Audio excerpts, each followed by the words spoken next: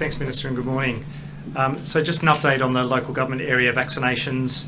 Always great to provide this update. It's all good news. And again today, just showing that we're getting through our second doses at a phenomenal speed, especially in those key outbreak areas. There are 9 local government areas which have grown in their second dose coverage by more than 10% just in the last week. So, 1.2, 1.3% each and every day. They are Hume, Swan Hill, Wyndham, Melton, Casey, Greater Dandenong, Mildura and Whittlesea. So some of those are our known high transmission areas, but others are areas where we know we needed to lift up vaccination coverage and will protect those LGAs very substantially. All 9 of these LGAs now have more than 90% first dose coverage, and most have passed the 70% double dose coverage as well, or they're very close to it. The real success story of the week is Hume, which has had the highest second dose growth of any local government area, increasing by 11.4%, and that's reflected in what's now happening with the numbers in Hume, with a decrease over the last week or two, continues to decline and rapidly dropping below 100 cases per day. It now has a 70% double dose coverage. That's up from 35% just 4 weeks ago. It's also had the second highest first dose growth of 3.2 percentage points last week, so continues to push on as is required. So it's really great to see that improvement in Hume, given that it was really one of our most substantial outbreak areas, and I really thank everyone in that local government area who's come forward to protect themselves and their families and their local community. In terms of pop-ups, we've had our largest ever run of school pop-ups over the weekend with 17 sites running. They've administered more than 6,000 doses. We'll be running another 7 sites this weekend, a bit smaller given lots of people will be away or busy for the long weekend, enjoying those new freedoms, but we'll ramp it up again in the first week of November. And the pop-ups have been a real success story, and there are some really positive and interesting anecdotes by reflecting on these opportunities in the right place at the right time and really bringing the vaccine to individuals. Some anecdotes we've heard, a single mum with 3 kids who came across a cafe mini-pop. She said there was no way she might have been able to manage otherwise in going to a bigger vaccination site, but was able to get to one of these mini-pops. It allowed her kids to be entertained while she got her vaccination. The story of an 81-year-old who lives down the road from a school pop-up, saw it and walked right in and got the jab. A woman with an anxious child who might have been overwhelmed at a large vaccination centre trying to manage that, but she found a small pop-up that was quiet and relaxed and had the support to be able to get her child vaccinated there. A young man whose mate said don't get the jab, but he thought of his grandparent, wondered how he might protect her, saw the opportunity, rolled up his sleeve and felt good knowing that he was protecting himself to protect her. So these are the stories of everyday Australians. They're multiplied 100-fold, 1,000-fold, and so it's really fantastic that we are not leaving anyone behind. Every one of us has a different story to tell about how we got our vaccine, but it's really critical that we reach into all of those individuals who've got various barriers or concerns about getting vaccinated and addressing them, each and every one at an individual level. On our case numbers and trends, the trends in Melbourne are pretty stable. Casey and Greater Dandenong have the highest number of cases with 169 and 140 respectively. And in regional Victoria, Latrobe had 41 new cases and Wodonga 36. They are some areas of significant activity at the moment. As we open up further on Friday night, there will be more individuals who are potentially infectious going to regional Victoria, but regional Victoria has absolutely fantastic first dose coverage and screaming along for second dose coverage. Again, speaking of no one left behind, there really is no LGA left behind in regional Victoria. They are all at or above 94% coverage, the great majority of them above 95% first dose coverage. That is more equitable for a region than any other jurisdiction in Australia. So no one left behind, no LGA left behind, some great mottos to run with. But we have some areas of the state that have been relatively untouched by COVID, so they have to ready themselves for the fact that there'll be more cases out and about across all areas of the state, especially with long weekends, with the opportunity for Victorians to travel across the state. And so that protection from first dose and then full dose vaccination is really critical. Again, for every single LGA across the state, and I would argue for every single person who's eligible to get vaccinated, because even in those very highly vaccinated local government areas, and Wyndham's a case in point, 99% first dose coverage, if we look at the cases that continue to occur there, they are overwhelmingly not fully vaccinated. So even though there's only that small percentage of people in some local government areas who remain not fully vaccinated, they are the ones who are becoming our cases, who are becoming hospitalised and are part of our ICU statistics. So we have to go to that very last mile. And as there are more cases across the state and more opportunities for us to be at risk of transmission, we do need to have that vigilance for symptoms. So anyone, again, with the mildest of symptoms, vaccinated or not, really needs to go and get tested. We've had great testing numbers. We need to maintain that. That's a really critical control measure as well. And of course, for anyone who's still to be vaccinated, please step forward to get vaccinated. Regional Victoria's led the way. There are still some LGAs in Melbourne that need a real push, but they, as I've reflected on, have really increased over recent days, and we continue to push through that 80% double dose threshold, which is coming up this week, and we must go beyond. So a huge thank you from me, and look forward to the days ahead. Thank you. Can I just ask you a quick one, Brett, before you step away? Sure. Do you feel like you've been sidelined by these new pandemic laws at all? Oh no, not at all. You know, it's the case for any jurisdiction in Australia that it's for Parliament to make the laws that the population works under. So that's absolutely a matter for Parliament. It's been my pleasure to have worked under the existing framework, but if there are improvements to make, or if there are some changes to make that better reflect the elected representatives in Parliament to make them, then that's how it should be. And I think there have been opportunities to learn a great deal through this, and there are opportunities to look at legislation across Australia and across the world, and I think that's really important. I'll continue to provide my public health advice as central to the responses, but I do think it's an absolute improvement to have those mechanisms of accountability and transparency, but also to have that broad input from an independent body to bring in those broader aspects in terms of the considerations, human rights considerations, charter considerations, more explicitly into the decision-making process. So I'll be just as happy to work under whatever legislative framework we have going forward. You're currently the person who has to sign off on the public health orders. That won't be the case under the new legislation. Do you feel that under the current legislation where you have to sign off on it, you've got more power, because if you really disagree with the direction, you can refuse to sign off. You won't have that power in future. I'm okay with that. I mean, it's been a heavy burden, there's no question, but I think there are expectations that the elected representatives of Parliament, the Minister in particular and the Premier, should have accountability for the final form that public health directions take. My advice will be my advice, and where there might be a divergence between my advice and ultimately the public health directions that are signed off by the Minister, then there'll be an explanation for that. I'll make account of my advice, the Minister will make account of his, and that will apply. This is not about me, that'll apply for every Chief Health Officer, Minister and Premier into the future.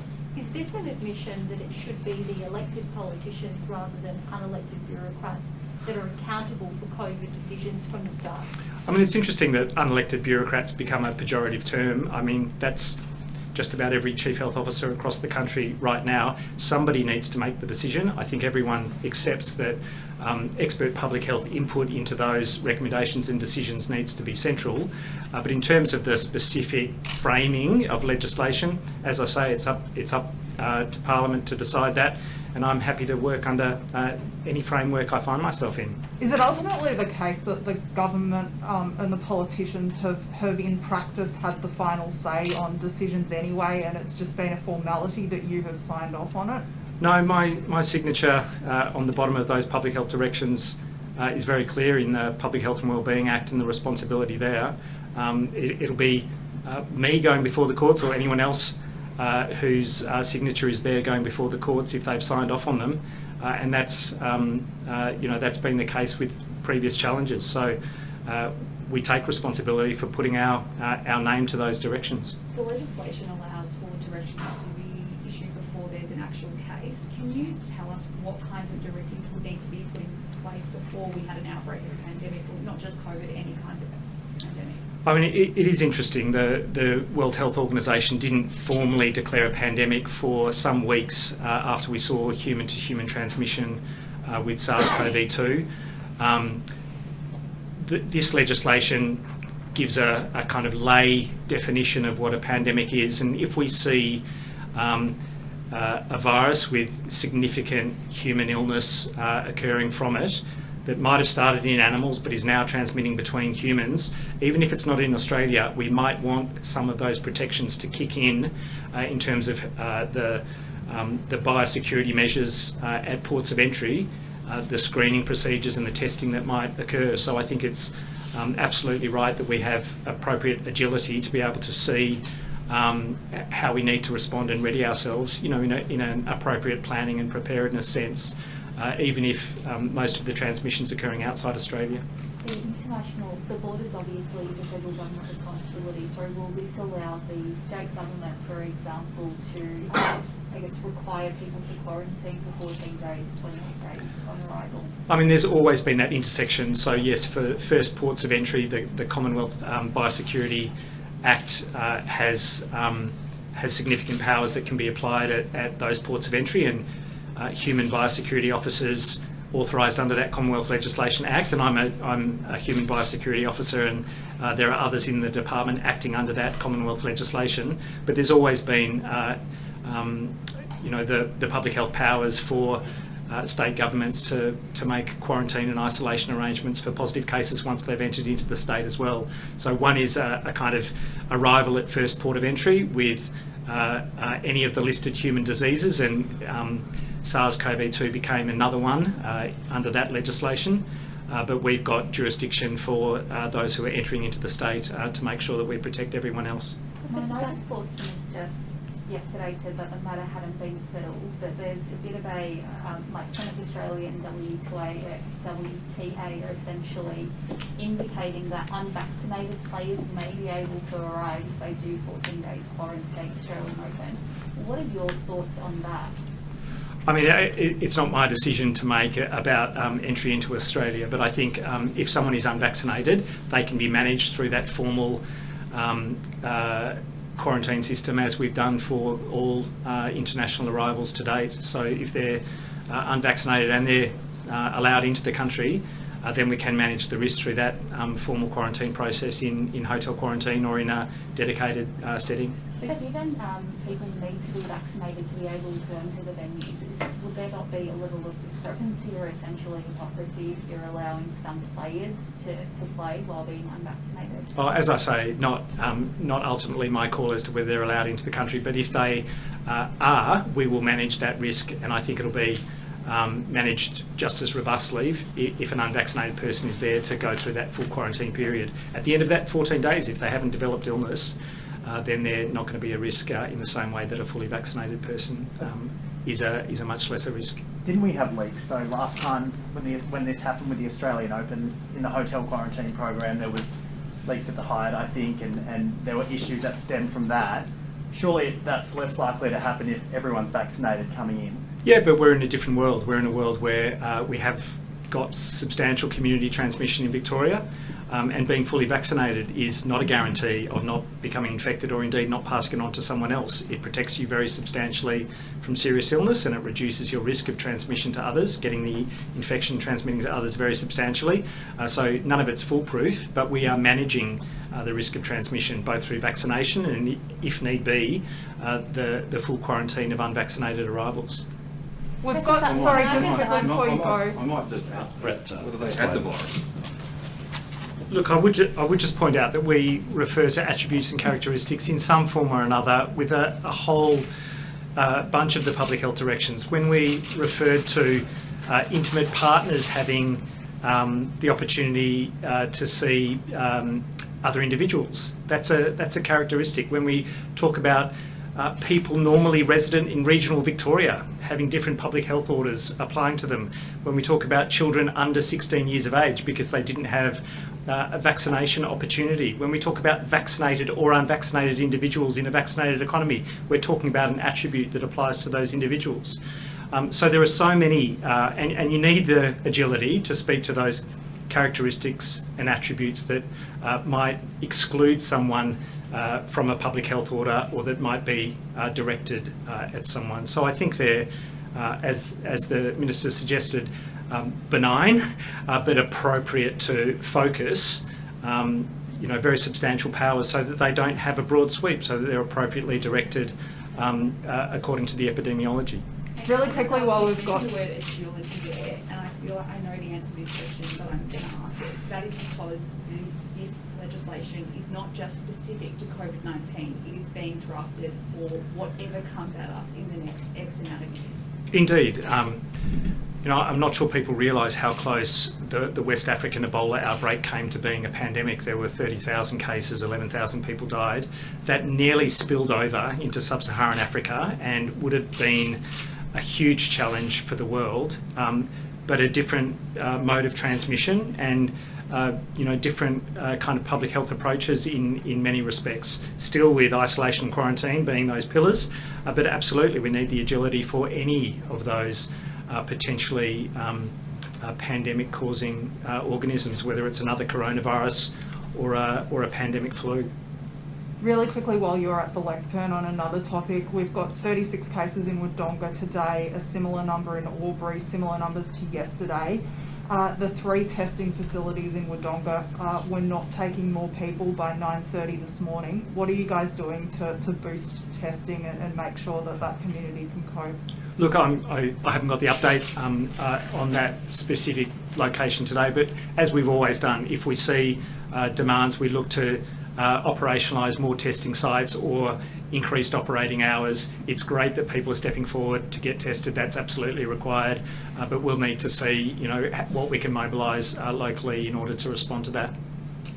Can I just clarify, is a restaurant is a restaurant or pub in regional Victoria able to continue allowing both vaccinated and unvaccinated people in the venue if they choose to stay with 10 people indoors at 30 hours? No, Not after Friday. Not in phase C. Rules apply. Sorry, just on that issue. They can do takeaway. Just So we have flagged some changes. We've got a cap of 2 at the moment. That is the ceiling, and there are some defined reasons to visit, including psychological support, translation services, advocacy and the like. Those will broaden so people can visit just as visitors, and there's an expectation that ceiling will be at 5 visitors per day. So I think that's an appropriate balance while we've still got significant numbers of outbreaks in aged care and while we've still got aged care residents who are dying, who are amongst our daily toll, unfortunately. So there are risks that need to be managed there, but I think the roadmap has laid out that it's opening up. I've found it unfortunate that there are some settings that maintain much, much stricter requirements for visitors than that ceiling. And that is not through public health directions. That is the facility being, I think, overly precautionary about those visitor policies. And so people should challenge that with the particular setting, and they should recognise what the public health directions say in that regard, so that they're not unfairly excluded from being able to visit family. And we do recognise those key things. this is a person's normal place of residence. This is a home for these individuals. And these are family members who are visiting family. And so we don't want that constrained any more than it should be. There is a mandate for staff to be vaccinated, obviously, that's across the board. But for visitors, because we're talking about family meeting someone in their home, there isn't a requirement for vaccination, but they do need to manage in terms of that attestation that they're not symptomatic, and in terms of doing everything else from an infection prevention and control point of view that the facility requires of them. But I think those changes at the phase C mark will be welcome. Are sporting clubs free to impose their own vaccination mandates? I understand the government of Cricket Victoria said vaccine status won't impact someone's ability to play or train outdoors. But are they able to, I guess, override that? Like you guys? I'm not an employment law expert, but I imagine that there are all kinds of organisations and agencies that can use employment law to impose vaccination requirements on employees. I think this is the first time you've been at a presser since the 90% changes were announced on Sunday. Are you comfortable with them and the impact that they may or may not have, hopefully won't have, but could well have on hospitals?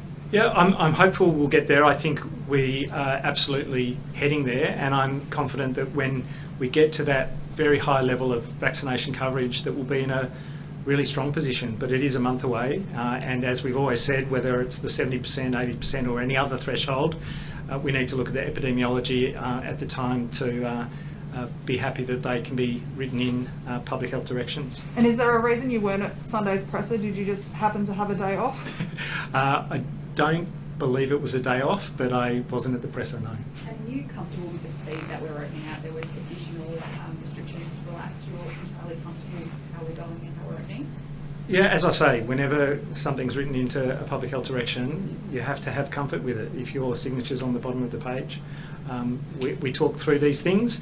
None of it's without risk, and we know that there's a trade-off. There are awful pressures for our healthcare workers in dealing with our current caseload. I cannot imagine what it would be like if we had an entirely unvaccinated population. You know, these are some of the reasons why the restrictions have been in place for as long as they have, but it's fantastic to get to a juncture where we can provide for some of those freedoms that people want and deserve.